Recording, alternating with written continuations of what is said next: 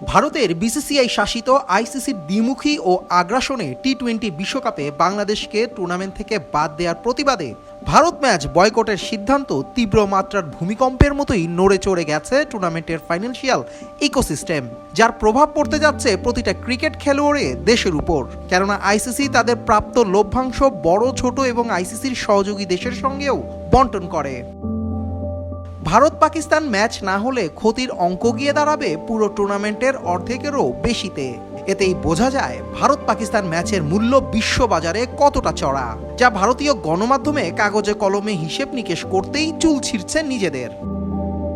শেষ পর্যন্ত অঙ্কটা গিয়ে দাঁড়িয়েছে 50 কোটি মার্কিন ডলারেরও বেশিতে, যা বাংলা টাকায় প্রায় 6000 কোটি টাকারও বেশি।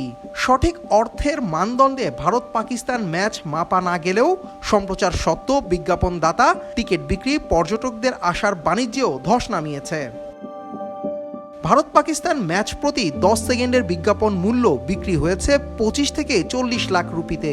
বিপাকে পড়ে টিভি রাইটসের টাকা ইতিমধ্যে ফেরত চেয়ে আইসিসিকে জানিয়েছে জিও স্টার কোম্পানি। তাই তো ঘুম হারাম করে ভারত ও আইসিসির কর্তারা সারছেন একের পর এক মিটিং। ভারত পাকিস্তানের বৈরিতার সুযোগ মাঠের বাইরে ক্রিকেট বিশ্ব নিয়েছে প্রতিবারই।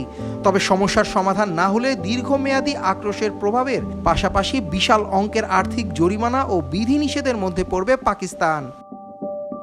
আদিল আহমেদ শান, চ্যানেল আই।